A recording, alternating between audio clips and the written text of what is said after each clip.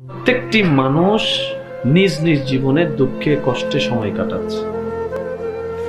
আপনার কষ্টের কথা যেরকম আপনি অন্যজনকে জানান না, তার সামনে ভালো থাকার অভিনয় করেন, আপনি যাকে হ্যাপি আছে মনে করছেন, সুখে আছে মনে করছেন, সেও ঠিক একই কাজটা করছে। আপনার দৃষ্টিতে যে সুখী, তার দৃষ্টিতে আবার আপনি সুখী।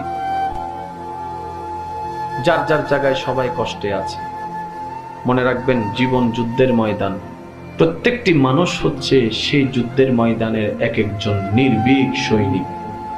আর সৈনিক কখনো পালায় আসে না, সৈনিক কখনো যুদ্ধের ময়দান থেকে পালায় আসে না। যতক্ষণ প্রাণ থাকবে সে লড়ে যাওয়ার চেষ্টা করেই যাবে। আজকে থেকে 4-5 বছর আগেও আমাদের জীবনে কষ্ট দুঃখ ছিল কি ছিল না? টেনশন ছিল কি ছিল না?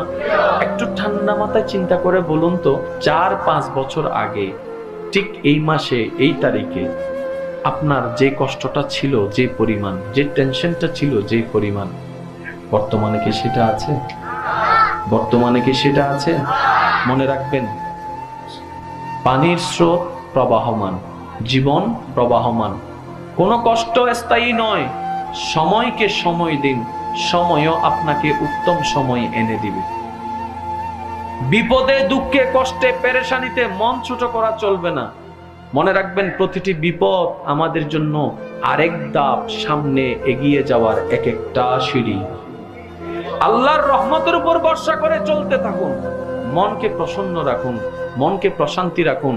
বলবেন, আমার আল্লাহ যখন যা করবে দেখা যাবে, সেটাই আমার জন্য ভালো হবে। বান্দা হিসেবে আল্লাহর সন্তুষ্টির উপর নিজেকে সন্তুষ্টি রাখতে পারা